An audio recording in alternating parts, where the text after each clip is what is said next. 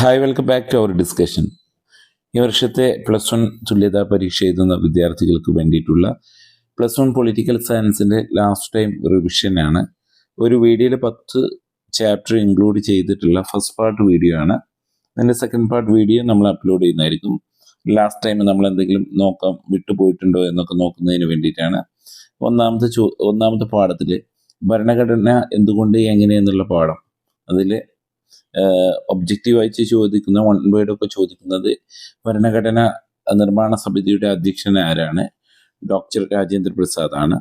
Then drafting കമ്മിറ്റിയുടെ അധ്യക്ഷനാണ് BR Ambedkar. Okay, അപ്പം അതുകൊണ്ട് തന്നെ ഭരണഘടനയുടെ ആർക്കിടെക്ചർ എന്നറിയപ്പെടുന്നതും ഡോക്ടർ BR അംബേദ്കർ ആണ്. ഭരണഘടനയുടെ ശില്പി എന്നറിയപ്പെടുന്നതും.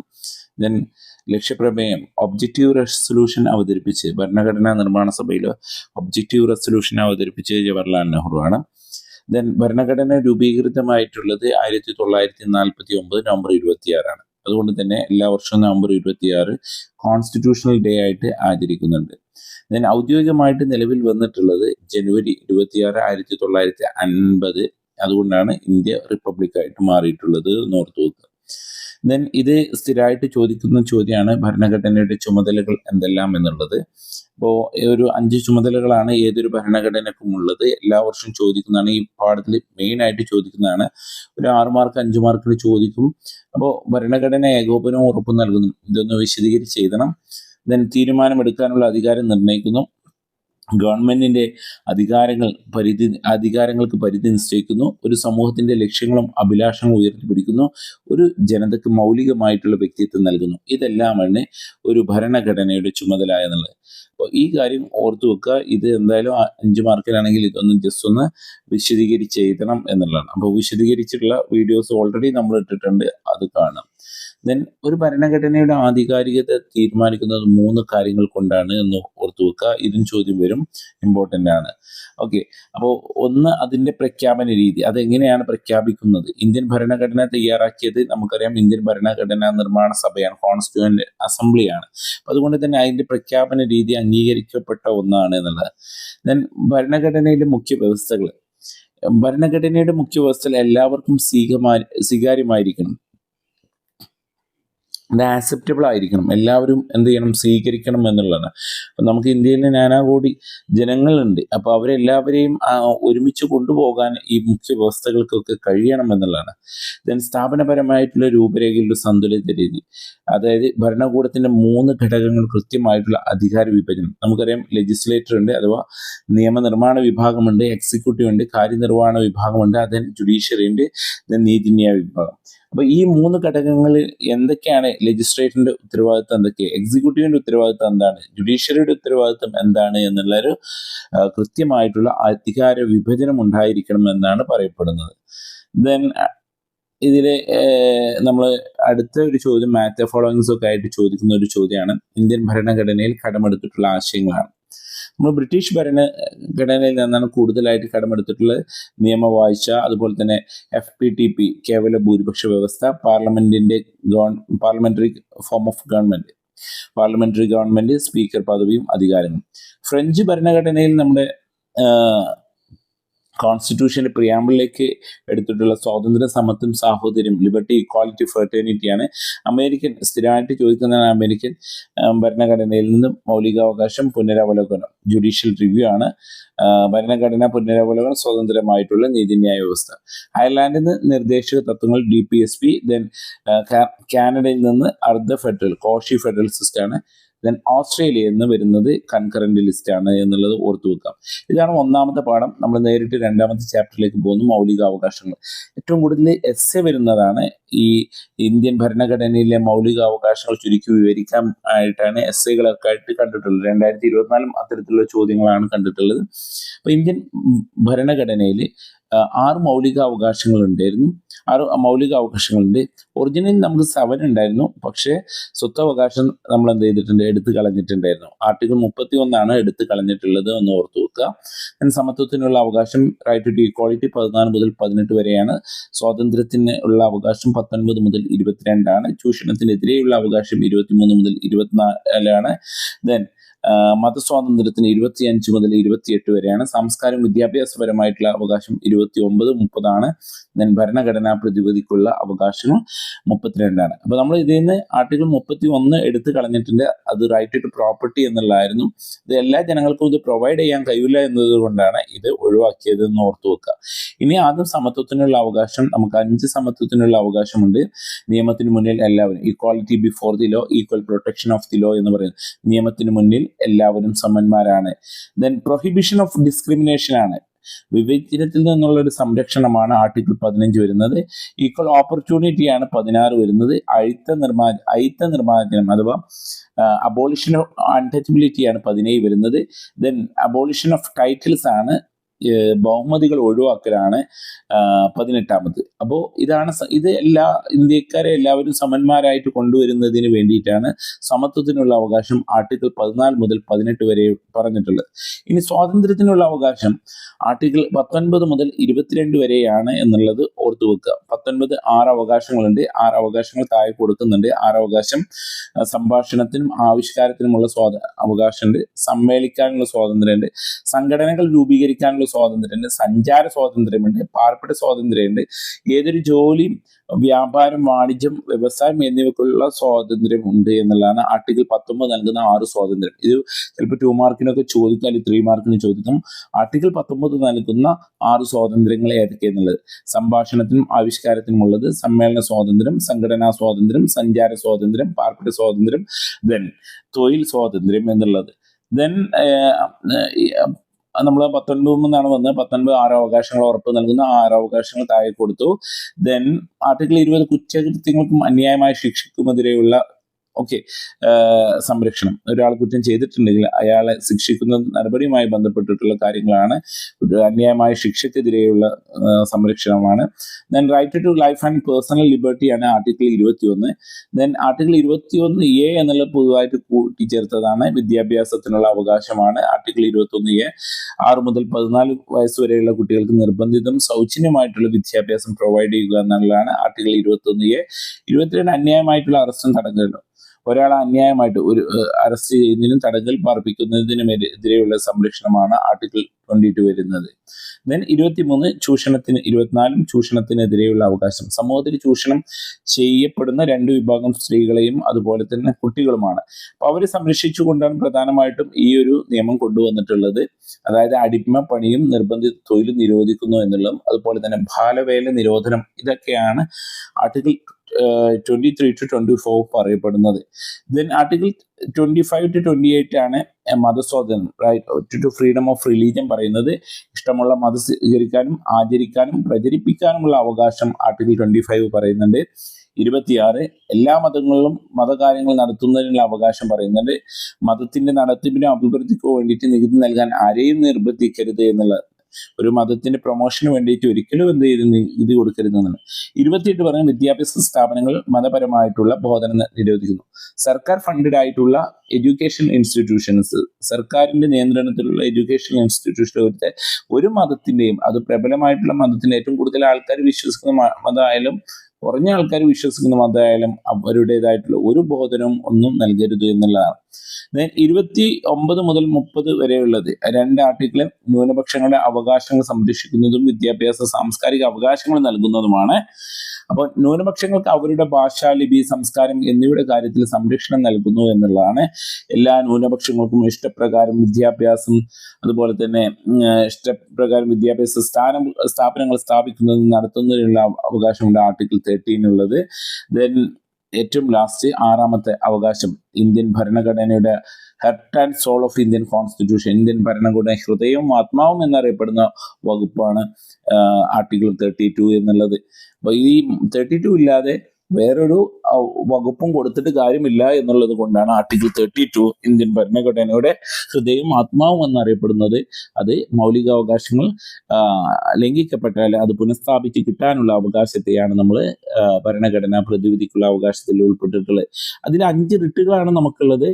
ഒന്ന് ഇത് മാൻഡമസ്, അതുപോലെ തന്നെ സെർഷ്യോററി പ്രൊഹിബിഷൻ, കോ വാറന്റോ എന്നുള്ള ടൈപ്പ്. ഇത് ചോദിക്കും. ഹേബിയസ് കോർപ്പസ് എന്ന് പറഞ്ഞാൽ നിങ്ങൾക്കറിയാം, അന്യായമായിട്ട് തടങ്കലിൽ ഒരാളെ പാർപ്പിച്ചിട്ടുണ്ടെങ്കിൽ അയാളെ മോചിപ്പിക്കുന്നതിന് വേണ്ടിയിട്ടുള്ളതാണ് ഹേബിയസ് കോർപ്പസ് ഫയൽ ചെയ്യുക. എന്നിട്ട് 24 മണിക്കൂറിനുള്ളിൽ അദ്ദേഹത്തിന്റെ ബോഡി ഹാജരാക്കുക എന്നുള്ളതാണ്. മാൻഡമസ് എന്ന് പറഞ്ഞ ഉദ്യോഗസ്ഥർ അവരുടെ ചുമതല നിർവഹിക്കുന്നതിന് വേണ്ടി ഉത്തരവ് പുറപ്പെടുന്നതിനാണ്. സെർഷ്യോറിറ്റി എന്ന് പറഞ്ഞാൽ കീഴ്ക്കോടതിയുടെ മേൽ ഉള്ള കേസ് മേൽക്കോടതിയിലേക്ക് കൈമാറാൻ വേണ്ടിയിട്ടാണ്. ദെൻ പ്രൊഹിബിഷൻ എന്ന് പറഞ്ഞാൽ കേസ് അധികാരം പരിധിക്കപ്പുറം പോയിട്ടുണ്ടെങ്കിൽ അത് കൈമാറാൻ വേണ്ടിയിട്ട് പ്രൊഹിബിറ്റ് ചെയ്തുകൊണ്ട് അത് ഇല്ലാതെ അതിൽ യാതൊരു തീരുമാനമെടുക്കാനുള്ള അധികാരമില്ല എന്ന് പ്രഖ്യാപിക്കുന്നതാണ് പ്രൊഹിബിഷൻ. കോ വാറന്റോ എന്ന് പറഞ്ഞാൽ ഒരാൾ അന്യായമായിട്ട് ഏതെങ്കിലും പദവിയിൽ കയറിയിട്ടുണ്ടെങ്കിൽ തനിക്ക് അർഹതപ്പെട്ടത് മറ്റൊരാൾ തട്ടിയെടുത്തിട്ടുണ്ടെങ്കിൽ അത് കോ വാറന്റോ പ്രകാരമാണ്. നിയമവിരുദ്ധമായിട്ടുള്ള പദവി വഹിക്കുന്നതിനെതിരെ നമുക്ക് കോടതിയെ സമീപിക്കാൻ പറ്റുമെന്നുള്ളത്. ഇവിടെ ശ്രദ്ധിക്കേണ്ടത്, നമുക്ക് ഈ ആർട്ടിക്കിൾ 32 പ്രകാരം മൗലികാവകാശങ്ങൾ ലംഘിക്കപ്പെട്ടത് നമുക്ക് സുപ്രീം കോടതിയോ ആർട്ടിക്കിൾ 32 പ്രകാരം സുപ്രീം കോടതിയോ ആർട്ടിക്കിൾ 226 226 പ്രകാരം ഹൈക്കോടതിയോ നമുക്ക് ബന്ധപ്പെടാവുന്നതാണ് എന്നുള്ളതാണ്. ദെൻ അടുത്തത് ഇതിലെ ഒബ്ജക്റ്റീവ് ക്വസ്റ്റ്യൻസ് നമുക്ക് ലാസ്റ്റ് മൗലികാവകാശങ്ങൾ ഒഴിവാക്കിയ അവകാശം നമ്മൾ നേരത്തെ പറഞ്ഞു. റൈറ്റ് ടു പ്രോപ്പർട്ടി, സ്വത്തവകാശം മൗലികാവകാശങ്ങളെ അല്ലാതാക്കിയത് 44ാമത്തെ ഭരണഘടനാ ഭേദഗതി പ്രകാരമാണ്. സുപ്രീം കോടതിയുടെ റിട്ടയർ നമ്മൾ പറഞ്ഞു 32, ഹൈക്കോടതിയുടെ 226 ആണ്. മൗലിക കടമകൾ ഭരണഘടനയിൽ ചേർത്തിട്ടുള്ളത് നമുക്കറിയാം. ഇന്ത്യൻ ഭരണഘടന original constitution does not contain fundamental duties. Then later it added 1976 and 42nd അമെൻമെന്റ് ഓഫ് ദി കോൺസ്റ്റിറ്റ്യൂഷൻ എന്നുള്ളത്. ദെൻ നമ്മൾ നേരത്തെ പറഞ്ഞ അംബേദ്കറാണ് ഭരണഘടനയുടെ ഹൃദയവും ആത്മാവും എന്ന് വിശേഷിപ്പിച്ച അവകാശം ആർട്ടിക്കിൾ 32 ആണ്. ഇത് തിരിച്ചു മറിച്ചൊക്കെ ചോദിക്കും, ആരാണ് വിശേഷിപ്പിച്ചത്, ഏതാണ് ആർട്ടിക്കിൾ, എന്താണ് വിശേഷിപ്പിച്ചത് എന്നുള്ളത് ചോദിക്കും, അത് ഓർത്ത് വെക്കുക. ദെൻ ചാപ്റ്റർ 3 ആണ്. ചാപ്റ്റർ 3 തെരഞ്ഞെടുപ്പും പ്രാതിനിധ്യമാണ്. അതിൽ ആദ്യത്തെ തെരഞ്ഞെടുപ്പ് കമ്മീഷൻ സുകുമാർ സെൻ ആണ്. ഇപ്പോഴത്തെ തെരഞ്ഞെടുപ്പ് കമ്മീഷണർ നോക്കിയിട്ട് ഇത് പഴയ മെറ്റീരിയലാണ്, അപ്പോൾ അത് നോക്കിയിട്ട് പോകണം. ദെൻ തെരഞ്ഞെടുപ്പ് കമ്മീഷനുമായിട്ട് ബന്ധപ്പെട്ട ആർട്ടിക്കിൾ 324 ആണ് എന്നുള്ളത്. ദെൻ നമുക്ക് 2 തരത്തിലുള്ള ഭൂരിപക്ഷ സമ്പ്രദായം ഇന്ത്യയിലുണ്ട്. ഒന്ന് കേവല ഭൂരിപക്ഷ വ്യവസ്ഥ എന്ന് പറഞ്ഞ FPTP എന്നുള്ള അവസ്ഥ, FPTP എന്നുള്ളതും ദെൻ ആനുപാതിക പ്രാതിനിധ്യം എന്ന് പറയുന്ന ദെൻ പ്രൊപ്പറേഷണൽ റെപ്രസെന്റേഷൻ ആണ്. ഇത് രണ്ടിന്റെയും വ്യത്യാസം മനസ്സിലാക്കുക. കേവല ഭൂരിപക്ഷ പ്രകാരം വോട്ട് സ്ഥാനാർത്ഥിക്കാണെങ്കിൽ ആനുപാതിക പ്രാതിനിധ്യമായി വോട്ട് പാർട്ടിക്കാണ് ലഭിക്കുന്നത്. ഒരേ സമയം ഒരു സ്ഥാനാർത്ഥിക്ക് മാത്രമേ കേവല ഭൂരിപക്ഷ വ്യവസ്ഥയിൽ വിജയമുണ്ടെങ്കിൽ ഒരേ സമയം ഒന്നിൽ കൂടുതൽ സ്ഥാനാർത്ഥിക്ക് ആനുപാതിക പ്രാതിനിധ്യമായി വിജയം ഉണ്ടാവും. ജയിക്കാനുള്ള ഭൂരിപക്ഷ വോട്ട് വേണ്ട. അതായത് 100 പേര് വോട്ടർമാരാണെങ്കിൽ 51 കിട്ടിയാൽ ജയിക്കുന്നു എന്നുള്ളതല്ല. ഏറ്റവും കൂടുതൽ ആൾക്കാർ ഇപ്പോൾ 40 വോട്ട് കിട്ടിയിട്ടുള്ള ആളാണ് ഏറ്റവും കൂടുതലായി വോട്ട് കിട്ടിയിട്ടുള്ളത്, അയാൾ ജയിക്കും എന്നുള്ളതാണ്. 51 വോട്ട് കിട്ടണം എന്നില്ല വിജയിക്കാൻ എന്നുള്ളത്. അപ്പോൾ ജയിക്കാൻ ഭൂരിപക്ഷ വോട്ട് വേണം എന്നുള്ളതാണ് ആനുപാതിക പ്രാതിനിധ്യം. ദെൻ വോട്ടും സീറ്റും തമ്മിൽ അനുപാതമില്ല, വോട്ടും സീറ്റും തമ്മിൽ അനുപാതമുണ്ട് എന്നുള്ളതാണ്. ഇന്ത്യ, ബ്രിട്ടൻ എന്നിവിടങ്ങളിലൊക്കെ കേവല ഭൂരിപക്ഷ വ്യവസ്ഥ എടുത്തിട്ടുള്ളത്, നമ്മൾ കേവല ഭൂരിപക്ഷ എടുത്തിട്ടുള്ളത് ബ്രിട്ടനിൽ നിന്ന് തന്നെയാണ്. ഡെൻമാർക്ക്, ഇസ്രായേൽ എന്നിവിടങ്ങളിൽ നിന്നൊക്കെ ആനുപാതിക പ്രാതിനിധ്യമാണ് എന്നുള്ളത്. ദെൻ ഇന്ത്യ എന്തുകൊണ്ട് കേവല ഭൂരിപക്ഷ സമ്പ്രദായം എടുത്തു എന്നുള്ളത് ചോദ്യം വരാം. FPTP എന്ന് പറഞ്ഞാൽ വളരെ ലളിതമാണ്. അത് സാധാരണക്കാർക്ക് വേഗത്തിൽ മനസ്സിലാക്കാൻ പറ്റും. വലിയ രാജ്യങ്ങൾക്ക്, ഇത്രയും വലിയ ജനാധിപത്യ രാജ്യങ്ങൾ ഏറ്റവും നല്ല രീതിയിൽ നടപ്പാക്കാൻ പറ്റുന്നതാണ് ഈ FPTP, അതായത് കേവല ഭൂരിപക്ഷ വ്യവസ്ഥ എന്നുള്ളത്. ദെൻ സ്ഥിരതയുള്ള സർക്കാരിനെ രൂപീകരിക്കുന്നു. വോട്ടർക്ക് തന്നെ സ്വന്തം പ്രതിനിധിയെ, അതായത് പാർട്ടിക്കല്ല വോട്ട് ചെയ്യുന്നത്, ഇഷ്ടപ്പെട്ട പ്രതിനിധിക്കാണ് ആര് വോട്ട് ചെയ്യുന്നത്, വോട്ടർമാർ ചെയ്യുന്നത് എന്നുള്ളത്. ദെൻ തെരഞ്ഞെടുപ്പ് കമ്മീഷന്റെ അധികാരങ്ങൾ ചോദിക്കും. ഇത് ഇമ്പോർട്ടൻ്റ് ആണ്, ഇതെന്തായാലും നോക്കിയിട്ട് പോകണം. വിശദീകരിച്ച് 6 മാർക്കിനൊക്കെ ചോദിക്കും. അതായത് തെരഞ്ഞെടുപ്പ് കമ്മീഷന്റെ അധികാരം എന്ന് പറഞ്ഞാൽ സുതാര്യവും നിഷ്പക്ഷമായിട്ടുള്ള തെരഞ്ഞെടുപ്പ് നടത്തുക, വോട്ടർ പട്ടിക തയ്യാറാക്കുക, MP-മാർ MLA-മാരുടെ തെരഞ്ഞെടുപ്പ് നടത്തുക. അതുപോലെ തന്നെ അത് മാത്രമല്ല, രാഷ്ട്രപതി, ഉപരാഷ്ട്രപതി തെരഞ്ഞെടുപ്പ് നടത്തുക, പാർട്ടിക്ക് അംഗീകാരം നൽകുക, ചിഹ്നം അനുവദിക്കുക, കോഡ് ഓഫ് കണ്ടക്ട് പെരുമാറ്റച്ചട്ടം പുറത്തെടുക്കുക, അതുപോലെ തന്നെ തെരഞ്ഞെടുപ്പ് തർക്കം പരിഹരിക്കുക, തെരഞ്ഞെടുപ്പ് ചെലവ് നിയന്ത്രിക്കുക, തെരഞ്ഞെടുപ്പിന്റെ തീയതി തീരുമാനിക്കുക. ദെൻ തെരഞ്ഞെടുപ്പ് നടത്താൻ ഉദ്യോഗസ്ഥരെ നിയമിക്കുക, അയോഗ്യത വിഷയത്തിൽ ശുപാർശ നൽകല്, ഫലം പ്രഖ്യാപിക്കല്, വോട്ടിംഗ് മെഷീൻ സൂക്ഷിക്കല്. ദെൻ ഇന്ത്യയിലെ തെരഞ്ഞെടുപ്പ് പരിഷ്കരണം വേണമോ എന്നുള്ളത് ചോദ്യം വരും. അതൊരു ലോജിക്കലായിട്ട് എഴുതേണ്ടതാണ്. ഇപ്പോൾ ഇന്ത്യയിൽ ആനുപാതിക പ്രാതിനിധ്യം ഏർപ്പെടുത്തുക എന്ന് പറയുന്നുണ്ട്, സ്ത്രീകളുടെ സംവരണം കൂട്ടുക എന്നുള്ളത് പറയുന്നുണ്ട്, ജനങ്ങൾക്ക് രാഷ്ട്രീയ വിദ്യാഭ്യാസം നൽകണം, പണത്തിന്റെ പങ്ക് നിയന്ത്രിക്കണം, തെരഞ്ഞെടുപ്പിൽ ഒഴുക്കുന്ന പണത്തിന്റെ പങ്ക് നിയന്ത്രിക്കണം, കുറ്റവാളികളായിട്ടുള്ള ആൾക്കാരെ മത്സരിപ്പിക്കരുത്, ജാതിയുടെയും മതത്തിന്റെയും പേരിൽ എന്ത് ചെയ്യരുത്, പണം പ്രചരണം പിൻവലിക്കുക, സ്വതന്ത്ര സ്ഥാനാർത്ഥികൾ പാടില്ല, ഇങ്ങനെയുള്ള പല പരിഷ്കാരങ്ങളും പറയപ്പെടുന്നുണ്ട്. വോട്ടിംഗ് നിർബന്ധമാക്കുക, തെരഞ്ഞെടുപ്പ് സമയത്ത് രാഷ്ട്രപതി ഇങ്ങനെയൊക്കെയുള്ള കാര്യങ്ങൾ പറയുന്നുണ്ട്. കുറച്ച് കാര്യങ്ങൾ നോക്കിയിട്ട് പോകണം. ദെൻ ഇനി നമുക്ക് അടുത്ത 3 ചാപ്റ്റർ ഗവൺമെന്റ്സിന്റെ ഡിഫറെന്റ് ഓർഗൻസ് ആയിട്ടുള്ള എക്സിക്യൂട്ടീവ്, ലെജിസ്ലേറ്റീവ്, ജുഡീഷ്യറിയാണ് 4, 5, 6 പാഠങ്ങൾ നോക്കാനുള്ളത്. അപ്പോൾ നമ്മൾ ആദ്യം നോക്കേണ്ടത് ഗവൺമെന്റിന് 3 ഘടകങ്ങളുണ്ട് എന്നുള്ളതാണ്. അത് 3 ഓർഗൻസ് ഓഫ് ഗവൺമെന്റ് ഉണ്ട്. ഒന്ന് എക്സിക്യൂട്ടീവ് ആണ്, അതാണ് നമ്മൾ ഈ ചാപ്റ്ററിൽ പഠിക്കാവുന്നത്. ദെൻ ലെജിസ്ലേറ്റർ ആണ്, അത് നിയമനിർമ്മാണ വിഭാഗമാണ്. ദെൻ ജുഡീഷ്യറി ആണ്, ജുഡീഷ്യറി വരുന്നത് നീതിന്യായമാണ് എന്നുള്ളത്. ദെൻ പ്രസിഡന്റിന്റെ വിവേചനാധികാരങ്ങൾ ചോദിക്കുന്നുണ്ട്. പ്രസിഡന്റിന്റെ എക്സിക്യൂട്ടീവിന്റെ ഹെഡ്, ഇന്ത്യയുടെ എക്സിക്യൂട്ടീവ് ഹെഡ് പ്രസിഡന്റ് ആണ്. അപ്പോൾ ഇത് കഴിഞ്ഞ വർഷം ചോദ്യം വന്നിട്ടുള്ളതാണ്. പ്രസിഡന്റിന്റെ വിവേചനാധികാരം എന്ന് പറഞ്ഞാൽ മന്ത്രിസഭ തീരുമാനം പുനഃപരിശോധിക്കുക, മടക്കുക, ബില്ലിന് അനുമതി നൽകാതെ മടക്കുക, ബില്ലിന് അനുമതി നൽകാതെ കാലതാമസം വരുത്തുക, അതിനെ അറിയപ്പെടുന്നതാണ് പോക്കറ്റ് വീറ്റോ. അപ്പൊ എന്താണ് പോക്കറ്റ് വീറ്റോ എന്ന് പറഞ്ഞാൽ, രാജ്യസഭയും ലോക്സഭയും പാസ്സാക്കിയ ബില്ല് അത് ഒപ്പിടാതെ അതിന് കാലതാമസം വരുത്തുന്നതിനെയാണ് പോക്കറ്റ് വീറ്റോ എന്ന് പറയപ്പെടുന്നത്. പാർലമെന്റിൽ ഒരു കക്ഷിക്കും വ്യക്തമായിട്ടുള്ള ഭൂരിപക്ഷം ഇല്ലാത്ത അവസരത്തിൽ പ്രധാനമന്ത്രിയെ നിയമിക്കുന്നത് ഇദ്ദേഹത്തിന്റെ ഡിസിഷണറി പവർ അഥവാ അദ്ദേഹത്തിന്റെ വിവേചന അധികാരത്തിൽ പെടുന്നതാണ്. പ്രസിഡന്റിന്റെ വിവേചനാധികാരത്തിൽ 2024 ചോദിച്ചിട്ടുള്ള ചോദ്യമാണ്. ദെൻ അടുത്തതായിട്ട് ഉപരാഷ്ട്രപതിയാണ് എക്സ് ഒഫീഷ്യോ ചെയർമാൻ ആയിട്ട് വരുന്നത്. ഏതിന്റെ? രാജ്യസഭയുടെ എക്സ് ഒഫീഷ്യോ ചെയർമാൻ അഥവാ രാജ്യസഭ ചെയർമാൻ ആയിട്ട് അറിയപ്പെടുന്നത് ഉപരാഷ്ട്രപതിയാണ് എന്നുള്ളത്. പ്രധാനമന്ത്രി പ്രസിഡന്റ് ആണ് പ്രധാനമന്ത്രിയെയും അതുപോലെ തന്നെ മറ്റു മന്ത്രിമാരെയും നിയമിക്കുന്നത്. ഞാൻ പ്രധാനമന്ത്രിയുടെ അധികാരങ്ങൾ നോക്കുകയാണെങ്കിൽ മന്ത്രിസഭയുടെ തലവനാണ് അദ്ദേഹം, മന്ത്രിമാരുടെ എണ്ണം തീരുമാനിക്കുന്നത് അദ്ദേഹമാണ്, വകുപ്പുകൾ തീരുമാനിക്കുന്ന അദ്ദേഹമാണ്, ഭരിക്കുന്ന കക്ഷിയുടെ നേതാവാണ്, നീതി ആയോഗിന്റെ ചെയർമാനാണ്, പ്ലാനിംഗ് കമ്മീഷനെ റീപ്ലേസ് ചെയ്തിട്ടുള്ളതാണ്, പ്ലാനിംഗ് കമ്മീഷന് പകരം കൊണ്ടുവന്നിട്ടുള്ളതാണ് നീതി ആയോഗ്. സർക്കാരിന്റെ നയം തീരുമാനിക്കൽ പ്രധാനമന്ത്രിയാണ്. രാഷ്ട്രപതിയും പ്രസിഡന്റും അതുപോലെ തന്നെ കൗൺസിൽ ഓഫ് മിനിസ്റ്റേഴ്സ് മന്ത്രിസഭയും ഇടയിലുള്ള ലിങ്കാണ് പ്രൈം മിനിസ്റ്റർ എന്നുള്ളത്. കൗൺസിൽ ഓഫ് മിനിസ്റ്റേഴ്സ് മന്ത്രിസഭയും തമ്മിലുള്ള ലിങ്കാണ് പ്രൈം മിനിസ്റ്റർ എന്നുള്ളത്. അപ്പോൾ ഇത് സ്ഥിരമായിട്ട് ചോദിക്കുന്നതാണ്, ആരാണ് രാഷ്ട്രീയ എക്സിക്യൂട്ടീവ്, ആരാണ് സ്ഥിര എക്സിക്യൂട്ടീവ്. ഇപ്പോൾ രാഷ്ട്രപതി, ഉപരാഷ്ട്രപതി, പ്രധാനമന്ത്രി, മന്ത്രിമാർ ഇതെല്ലാം രാഷ്ട്രീയ എക്സിക്യൂട്ടീവാണ്. അവർ രാഷ്ട്രീയ നിയമനാണ്. അവർക്ക് നിശ്ചിതമായിട്ടുള്ള ടേം ഉണ്ടാവും. ടേം എന്ന് പറഞ്ഞാൽ 5 ഇയർ, കുറഞ്ഞ ടേം മാത്രമേ ഉള്ളൂ, 5 ഇയർ. അതിനുശേഷം വീണ്ടും എലക്ട് ചെയ്യപ്പെടുകയാണെങ്കിൽ മാത്രമേ അവർ വീണ്ടും തെരഞ്ഞെടുക്കപ്പെടുകയാണെങ്കിൽ മാത്രമേ ആ സ്ഥാനത്ത് തുടരുള്ളൂ. സ്ഥിരം എക്സിക്യൂട്ടീവ് എന്ന് പറഞ്ഞ ഉദ്യോഗസ്ഥരാണ്, ബ്യൂറോക്രാറ്റ്സ് ആണ്, ജില്ലാ കളക്ടർ അതിന് ഉദാഹരണമാണ്, ചീഫ് സെക്രട്ടറിയാണ്. ഇനി സർവീസുകൾ തന്നെ 3 സർവീസുകളുണ്ട്: all India service, state service, then central service. First central service പറയാം. ഇന്ത്യൻ തപാൽ service, Indian postal service, railway, Indian external affairs, അത് നമ്മൾ പറയുന്ന IFS, ഇന്ത്യൻ ഫോറിൻ സർവീസ് ആണ്, ഇന്ത്യൻ വിദേശ സർവീസ്. സംസ്ഥാന സർവീസിലെ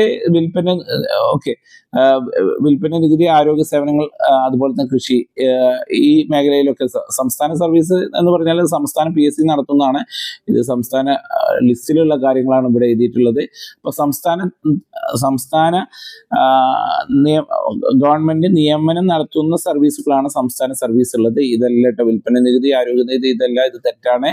ദെൻ അഖിലേന്ത്യാ സർവീസ്, പോലീസ് സർവീസ്, ഭരണ സർവീസ്, ഇന്ത്യൻ ഫോറസ്റ്റ് സർവീസ് ആണ് എന്നുള്ളത്.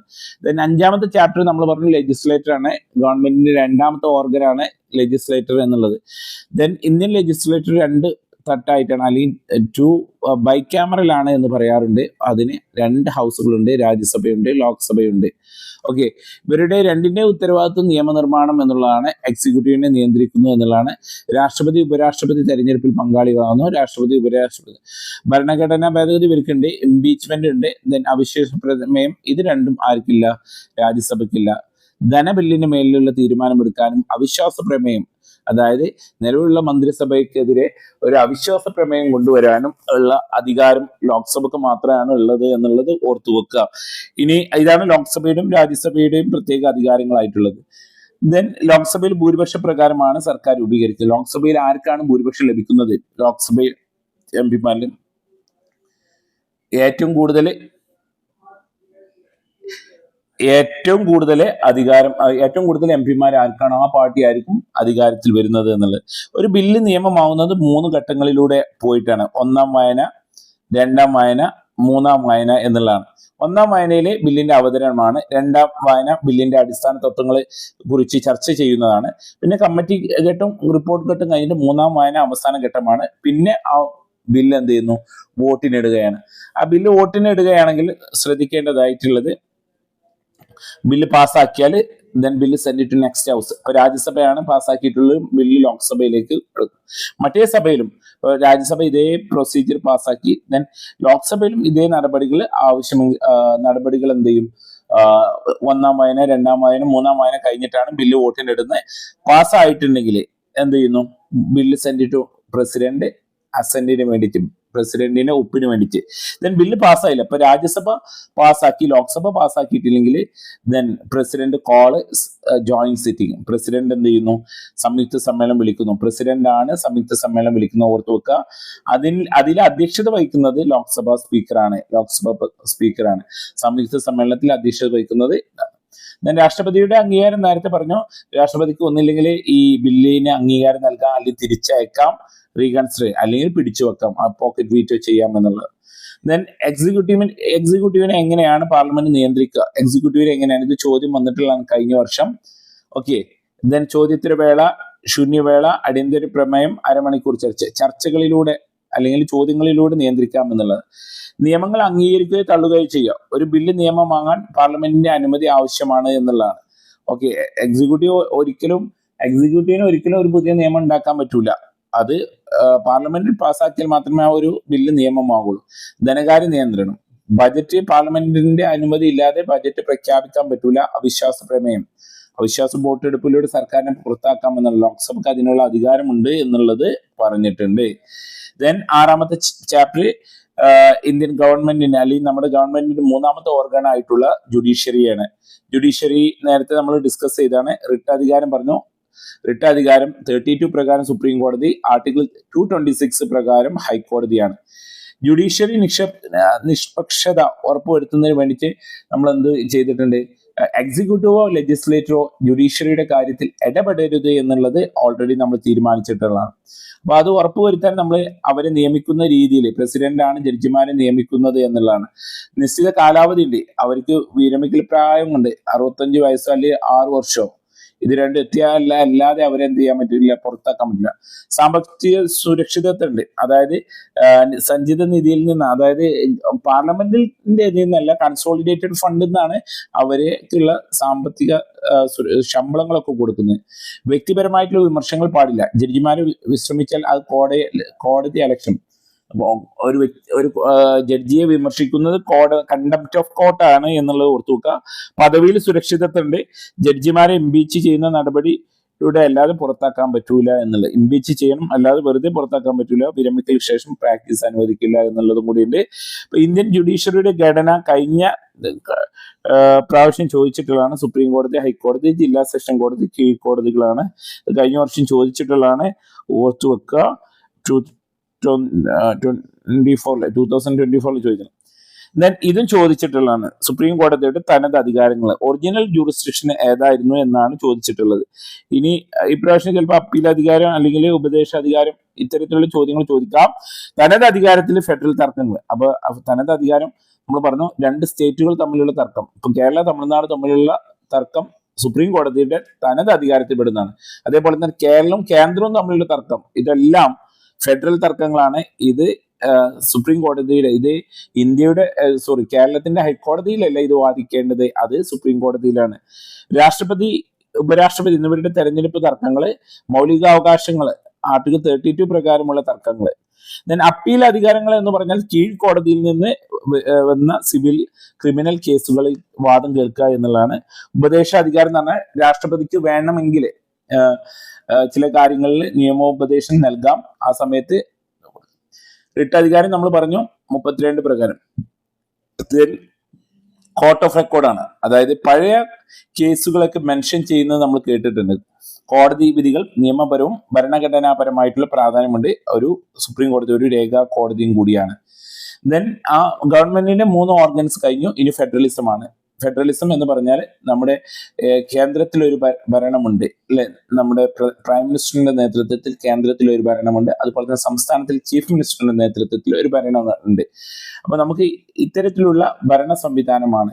ഇതൊരു നമുക്ക് നമ്മൾ യൂണിറ്ററി വിശേഷതകൾ ഫോളോ ചെയ്യുന്നുണ്ട്. ഏക ഭരണഘടന, ഏക പൗരത്വം. ഓക്കെ, പുതിയ സംസ്ഥാനങ്ങൾ രൂപീകരിക്കാനുള്ള അധികാരം കേന്ദ്രത്തിനാണ്. സംസ്ഥാനത്തിന്റെ അതിർത്തി മാറ്റാനുള്ള അധികാരം കേന്ദ്രത്തിനാണ്. യൂണിറ്ററി സംവിധാനത്തിൽ കാണുന്ന ഗവർണർ, അടിയന്തരാവസ്ഥ, ദെൻ കേന്ദ്രത്തിന് അനുകൂലമായിട്ടുള്ള അധികാര വിഭജനം.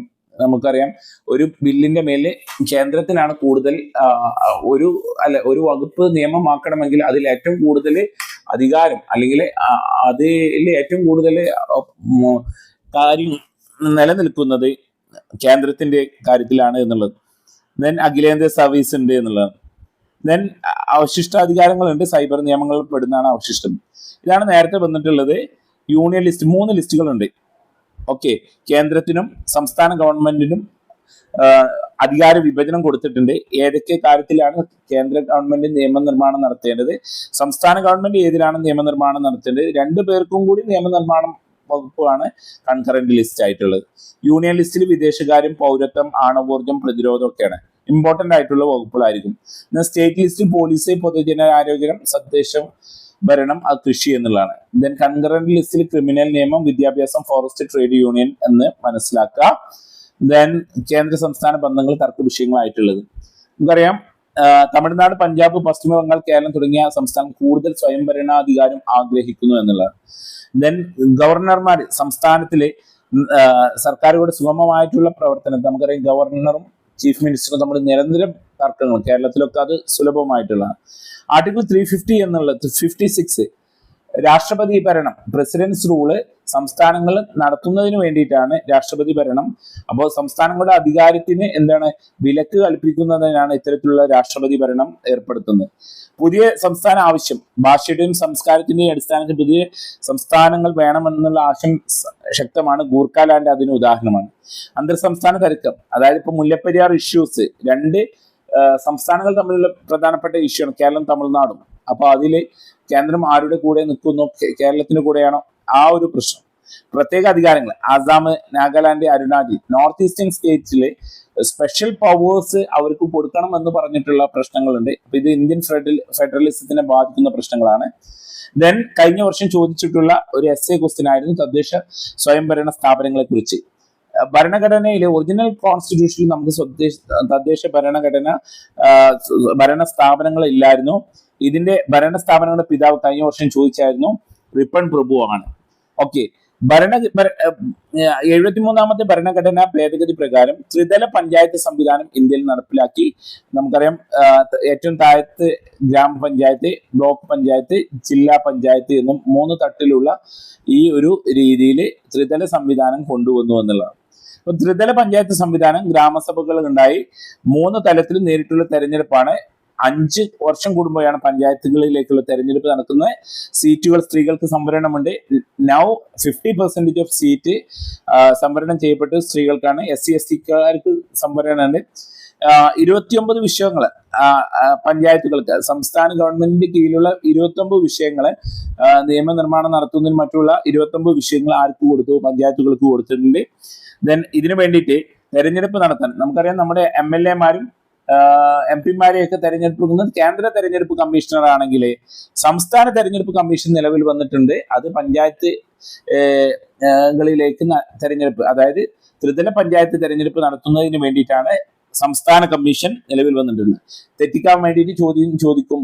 സംസ്ഥാന തെരഞ്ഞെടുപ്പ് കമ്മീഷനാണ് MLA-മാരെ തെരഞ്ഞെടുപ്പ് നടത്തുന്നത്. അല്ല, തെറ്റാണ്. അത് കേന്ദ്ര തെരഞ്ഞെടുപ്പ് കമ്മീഷനാണ് എന്നുള്ളത് ഓർത്തു വെക്കുക. സംസ്ഥാന ധനകാര്യ കമ്മീഷൻ നിലവിൽ വന്നു. അതുപോലെ തന്നെ പഞ്ചായത്തുകൾക്ക് വിപുലമായിട്ട് ഉള്ള അധികാരങ്ങൾ നൽകിയെന്നതാണ്. ത്രിതല പഞ്ചായത്തിന്റെ ഘടനയാണ് ഗ്രാമപഞ്ചായത്ത്, ബ്ലോക്ക് പഞ്ചായത്ത്, ജില്ലാ പഞ്ചായത്ത്. നോക്കാം. ദെൻ ത്രിതല പഞ്ചായത്ത് ഘടന ശുപാർശ ചെയ്തിട്ടുള്ള ബൽവന്തറായ് മേത്ത കമ്മിറ്റിയാണ്. ദെൻ പഞ്ചായത്തുകൾക്ക് ഭരണഘടനാ പദവി വേണം എന്ന് പറയുന്നത് PK തുങ്കനാണ് എന്നുള്ളത് ഓർത്തു വെക്കാം. ഓക്കെ, അപ്പോ ത്രിതല പഞ്ചായത്തിന്റെ ഘടന 3 ഘട്ടമായിട്ടുള്ളത്, അത് ബൽവന്ത് റായ് മേത്ത കമ്മിറ്റിയാണ്. ദെൻ ഭരണഘടനാ പദവി കൊടുക്കണമെന്ന് പറഞ്ഞിട്ടുള്ളത് പി.കെ. തുംഗം കമ്മിറ്റിയാണ് എന്ന് ഓർക്കുക. 74 ഭരണഘടനാ ഭേദഗതി മുനിസിപ്പാലിറ്റി കോർപ്പറേഷനുമായി ബന്ധപ്പെട്ട നഗരപാലികയായിട്ട് ബന്ധപ്പെട്ടതാണ്. ദെൻ 9ാമത്തെ ചാപ്റ്ററും 10ാമത്തെ ചാപ്റ്ററും ചെറിയൊരു ചാപ്റ്ററാണ്, പെട്ടെന്ന് പറഞ്ഞിട്ട് പോവാം. ദെൻ 9ാമത്തെ ചാപ്റ്ററിൽ ഒരു എന്നും നിലനിൽക്കുന്ന നമ്മുടെ ഭരണഘടന എന്നും നിലനിൽക്കുന്ന ഒരു പ്രമാണം എന്നുള്ള നിലയിൽ, അതായത് നമുക്കറിയാം 70-75 വർഷമായി നമ്മുടെ ഭരണഘടന ഔദ്യോഗികമായിട്ട് നിലവിൽ വന്നിട്ട് ഇന്നും അത് ലിവിങ് ഡോക്യുമെന്റ് ആയിട്ടാണ് നിലനിൽക്കുന്നത്. അപ്പോൾ ഭരണഘടനാ ഭേദഗതിയെ കുറിച്ച് പ്രതിപാദിക്കുന്ന വകുപ്പാണ് കഴിഞ്ഞ വർഷം വൺ വേർഡ് ചോദ്യം വന്നിട്ടുണ്ട് 368. 3 വിധത്തിലാണ് ഭരണഘടന ഭേദഗതി ചെയ്തിട്ടുള്ളത്. ഇതും കഴിഞ്ഞ വർഷം ചോദ്യം വന്നിട്ടുണ്ട്. കേവല ഭൂരിപക്ഷ വ്യവസ്ഥ, പ്രത്യേക ഭൂരിപക്ഷം, പൗതി സംസ്ഥാനം കൊണ്ട് അംഗീകാരം, കേവല ഭൂരിപക്ഷം അല്ലെ, സിമ്പിൾ മെജോറിറ്റി, ദെൻ പ്രത്യേക ഭൂരിപക്ഷം, സ്പെഷ്യൽ മെജോറിറ്റി, പ്രത്യേക ഭൂരിപക്ഷം, അതുപോലെ തന്നെ ഹാഫ് ഓഫ് ദി സ്റ്റേറ്റിന്റെ റാറ്റിഫിക്കേഷനും. അപ്പോ ഭരണഘടനയുടെ അടിസ്ഥാന ഘടനയെ ആശയം ഉടലെടുത്ത സുപ്രീം കോടതി വിധിന്യായം കേശവ ഭാരതി. അടിസ്ഥാന ഘടനയെ ഒരിക്കലും മാറ്റം വരുത്താൻ പാടില്ല എന്നുള്ള ഒരു വിധിയായിരുന്നു കേശവാനന്ദ ഭാരതിയിൽ ഉണ്ടായിട്ടുള്ളത്. ദെൻ 10ാമത് ഇന്ത്യൻ ഭരണഘടനയുടെ തത്വശാസ്ത്രം പറയുന്നത് പ്രധാനപ്പെട്ട 6 തത്വശാസ്ത്രങ്ങൾ ഓർത്തുവെക്കുക. വ്യക്തി സ്വാതന്ത്ര്യം കൊടുക്കുന്നുണ്ട്, സോഷ്യൽ ജസ്റ്റിസ് കൊടുക്കുന്നുണ്ട്, മതസ്വാതന്ത്ര്യം കൊടുക്കുന്നുണ്ട്, പ്രായപൂർത്തി വോട്ടവകാശം കൊടുക്കുന്നുണ്ട്, ഫെഡറലിസം കൊടുക്കുന്നുണ്ട്, അതുപോലെ തന്നെ ദേശീയ വ്യക്തിത്വം. ഇതാണ് നമ്മുടെ ഭരണഘടനയുടെ തത്വശാസ്ത്രം. ഇത് കഴിഞ്ഞ വർഷം ചോദ്യം വന്നിട്ടുണ്ട്. ഭരണഘടനയുടെ തത്വശാസ്ത്രം വിശദീകരിക്കുക. വ്യക്തി സ്വാതന്ത്ര്യം, സാമൂഹ്യനീതി, മതേതരത്വം, ദെൻ പ്രായപൂർത്തി വോട്ടവകാശം, ഫെഡറലിസം, ഇങ്ങനെയുള്ള 6 കാര്യങ്ങളാണ്. ദെൻ ഏറ്റവും ലാസ്റ്റ് ആയിട്ട് നമുക്ക് പറയാനുള്ളത് ഇന്ത്യൻ ഭരണഘടനയുടെ പരിമിതികൾ എന്നുള്ളത്. ഇന്ത്യൻ ഭരണഘടനയ്ക്ക് കേന്ദ്രത്തിനാണ് കൂടുതൽ പ്രാധാന്യമുള്ളത്, അതുകൊണ്ട് ഒരു കേന്ദ്രീകൃത ആശയമാണെന്ന് പറയുന്നത്. ദെൻ ലിംഗനീതി, ജെൻഡർ ഇക്വാലിറ്റി പോലെയുള്ള വിഷയങ്ങൾ പരിഗണന ലഭിച്ചിട്ടില്ല. സാമൂഹ്യ സാമ്പത്തിക അവകാശങ്ങളെ മൗലിക അവകാശങ്ങളാക്കാതെ ഉറപ്പില്ലാത്ത നിർദ്ദേശക തത്വങ്ങളിലാണ്, അതായത് മൗലിക അവകാശം എന്ന് പറഞ്ഞാൽ അത് എന്തായാലും അനുവദിച്ച് കിട്ടേണ്ടതാണ്, പക്ഷെ ഡയറക്റ്റീവ് പ്രിൻസിപ്പിളിലാണ് സാമൂഹ്യ സാമ്പത്തിക അവകാശങ്ങൾ കൊടുത്തിട്ടുള്ളതെന്ന് ഓർത്തിക്കുക. ദെൻ ഇന്ത്യൻ ഭരണഘടനയെ കുറിച്ചുള്ള വിമർശനങ്ങൾ പറയുന്നത് ഇത് ചോദിക്കാറുണ്ട്. ഒതുക്കമില്ലാത്തതാണ്, പ്രാതിനിധ്യമില്ലാത്തതാണ്, പാശ്ചാത്യ ഇറക്കുമതിയാണ്, ഇന്ത്യൻ സാഹചര്യത്തിൽ യോജിക്കാത്തതാണ്. അപ്പോൾ ഒന്ന് ഒതുക്കമില്ലാത്തതാണ്, വലിയ ഒരു ലെങ്തിയസ്റ്റ് കോൺസ്റ്റിറ്റ്യൂഷൻ ആണ്. അതുപോലെ തന്നെ പ്രാതിനിധ്യം, എല്ലാ പ്രാതിനിധ്യങ്ങളെയും ഉൾക്കൊണ്ടിട്ടില്ല ഭരണഘടന നിർമ്മിക്കുന്ന സമയത്ത്. ദെൻ ഒട്ടുമിക്ക ആശയങ്ങളും വിദേശത്ത് നിന്ന് കടമെടുത്തിട്ടുള്ളതാണ്. ഇത് ഇന്ത്യൻ സാഹചര്യത്തിന് യോജിക്കാത്തതാണ്. ഇതാണ് ഫസ്റ്റത്തെ ചാപ്റ്റർ നമുക്കുള്ളത്. ഫസ്റ്റത്തെ 10 ചാപ്റ്ററാണ് നമ്മൾ ഡിസ്കസ് ചെയ്തിട്ടുള്ളത്. ഓക്കെ ആണെങ്കിൽ നമുക്ക് അടുത്ത 10 ചാപ്റ്ററും നമുക്ക് ഇതുപോലെ ഒരു പെട്ടെന്നുള്ള ഒരു റിവിഷൻ ക്ലാസ് ആയിട്ട് സെറ്റ് ചെയ്യാം. ഓക്കെ, അങ്ങനെ താല്പര്യമുണ്ടെങ്കിൽ എസ് എന്ന് കമന്റ് ചെയ്യാം. ദെൻ അതുപോലെ തന്നെ ടേൺ ടു ലേണിന്റെ ഈ തുല്യതാ പരീക്ഷയുമായിട്ട് ബന്ധപ്പെട്ടിട്ടുള്ള ഗ്രൂപ്പിൽ ജോയിൻ ചെയ്യുക. അത് നിങ്ങളുടെ +2 പഠനത്തിനും ഉപകാരപ്പെടും. അപ്പോൾ അതിന്റെ ഗ്രൂപ്പിന്റെ ലിങ്ക് +1 +2 അതുപോലെ തന്നെ ജനറൽ ഗ്രൂപ്പിന്റെ ലിങ്കും ഈ വീഡിയോക്ക് താഴെയായിട്ട് കൊടുക്കുന്നുണ്ട്. അപ്പോൾ അത് കൃത്യമായിട്ട് ഗ്രൂപ്പിൽ ജോയിൻ ചെയ്യുക. മെറ്റീരിയൽ ഗ്രൂപ്പിൽ അയക്കുന്നതാണ്. മെറ്റീരിയൽ വെച്ചാണ് പഠിക്കുക. All the best. Thank you.